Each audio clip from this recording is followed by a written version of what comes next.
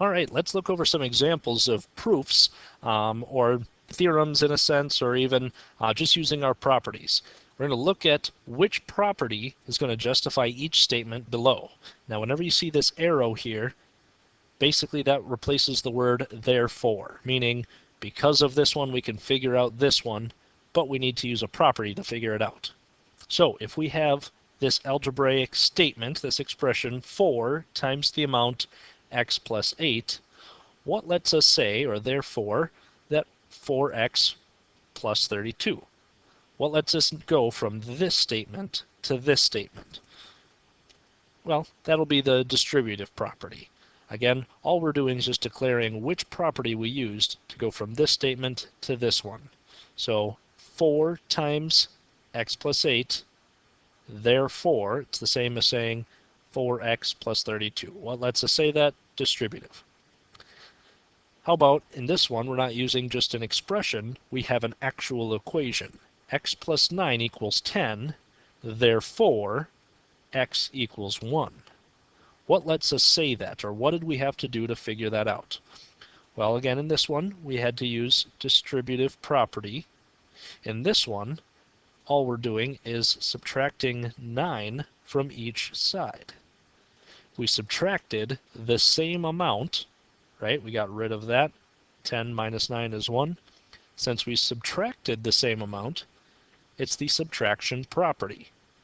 Technically, these would have the of equality at the end. Distributive property of equality, subtraction property of equality, but you can just write subtraction property. How about on this one where it says if a equals 6, and we know that 3a plus 7 is our given expression, therefore 3 times 6 plus 7, that's our new statement. We had these two, now it became this. What lets us go from these two to this statement? Well, again, we can look at what we did here. Here was a, and here is a. We're replacing this 6 right here. All we did was replace a value. Now, when you're replacing a value, that is the substitution property. Remember, it is not transitive. We did not replace this whole side, this whole thing. We just replaced a piece of this expression. Only the a was replaced with the 6, so it's a substitution property. So again, what lets us go from one thing to a new statement? That is a certain property. How about 3y equals 9? What lets us say that y equals 3? Well, again, we just divided both sides by 3. Divide by 3, divide by 3. What lets us divide on both sides? Division property of equality. So these are the properties that allow us to say these things. How do you go from here to here? How do you go from here to here? How do you go from here to here? You use these properties. So just saying these, that's not quite a proof yet, but you need to be able to know how to do that. These next examples, these are going to be a little more what proofs look like. In fact, I've written these ones out in two-column proof format. So for number 2, if 3x minus 20 equals negative 10 plus x, what lets us say that x must equal 5? Or how would we prove that x equals 5? So this is our first example of a two-column proof. This is how it's going to look. You always start with the statement that they already gave. That's our given statement right here. The reason behind it is it's given. If you want, you can put a little title above this, statement and reason. Here are your statements, here are your reasons. You always start, your first reason should be a given. They gave us this, so we can say this. So the next piece of this then, oops, I don't want to, there we go, we're going to go up, right. I am going to just do this. Here we go. So after our first step, 3x minus 20 equals negative 10 plus x, all we did, I'm going to write that right here, was we added 20 to both sides. Add 20 gets rid of that. Add 20, that becomes a positive 10. You added to both sides, meaning addition property. Okay, so what lets us go here to here? Addition property. What's the next thing we would do? Well, now that we got all of our constants to one side, let's get the x's to one side. So the next thing we should do is minus x from both sides. Minus an x here, minus an x here, meaning we subtracted x, it's a subtraction property. And now it says 2x equals 10. So this was a step, this was a step, this was a step. We had to do something to each thing. This one was just given. This one we had to use addition property. This one we had to use the subtraction property. Now lastly, if we're solving for x, the last thing we're going to do is divide both sides by 2. So if we're dividing by 2, we can figure, must be the division property. So we went through all of the steps. We got to our final answer. This is a proof. This is, again, a 2-column proof. Here are your statements. Here are your reasons. We had to prove each step along the way. We added 20. We subtracted x. We divided by 2 on both sides. So what properties did we have to use? The addition property, the subtraction property, and the division property. In that order, those ones let us say that if this is true, then this is true. So again, it might seem kind of goofy at first. It's definitely tedious. There's a lot of things to write, but this is the basis of proofs. And this is a lot of what we're going to be doing, or a lot of what is done in geometry.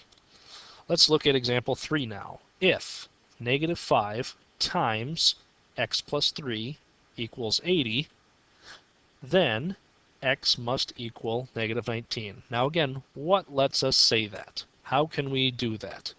Now I've started this, and I'll let you know why at the end. What I'm going to do, I'm just going to get rid of this whole piece, and we can look at this all step by step. From our first one, remember that is given. Statement, reason. This is where we started with, so it must be our given. The first thing we do is distribute negative 5 to each piece inside there. Negative 5 times x, negative 5x. Negative 5 times a positive 3, negative 15, or minus 15. So we used our distributive property. Next, we're going to add 15 to both sides. That'll get rid of it here. So if we added, that was the addition property. And it became this. Negative 5x equals 95. Lastly, we're going to divide both sides by that negative 5 to get x alone. Thus, x equals negative 19. How did we do that? We used the division property, divided by negative 5 on both sides. So again, what let us go from here to here? There was the distributive property, the addition property, and the division property. So, going from one piece to the very end, there may be more than one step, and you need to be able to prove them all. Or at least show what you did and tell how or why you did it. Now again, I put a star here because this is not the only way to do it. Because this says negative 5 times x plus 3, there is a multiplying here. We can get rid of that negative 5 by dividing both sides. If we divided both sides by negative 5, this would come out very differently. This would not necessarily look like this, but the first thing we would do is the division property, and then we would work from there. That is, again, it's another possibility, another way to do it to get to the same point. But I won't show you that one. I'm just letting you know there's more than one way to do each one, or do some of them. Number 4, if angle A equals angle F. Now we can say equals, technically we'd want to say congruent, but that's just saying these two measures are the same. Thus, or then, x equals 100. So, not only does this one have just a written form, there's also a picture that goes along with it. Our angles are drawn in here. So, in step 1, where we give our given information, we have to label everything. We know that angle A equals angle F. That was written down up here. We know that angle A equals x plus 10. That was from the picture. We know that angle F equals 2x minus 90. That was also from the picture. Meaning that all of this was given. So the next thing we can do is replace angle A with x plus 10. Replace angle F with 2x minus 90.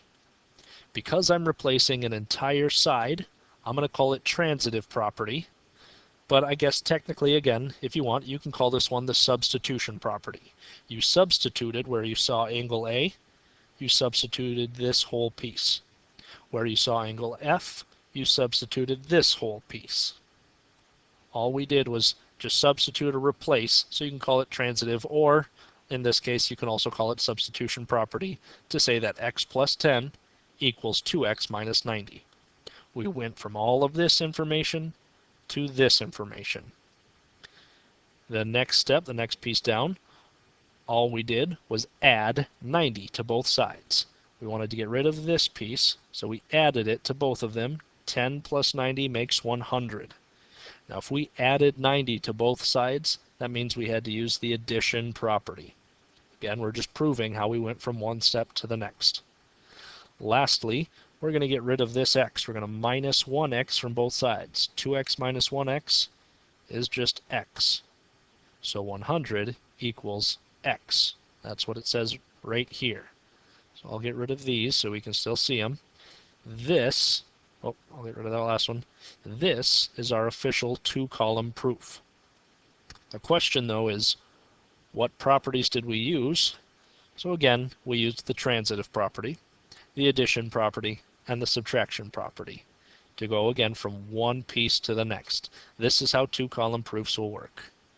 And that'll cover it for our example.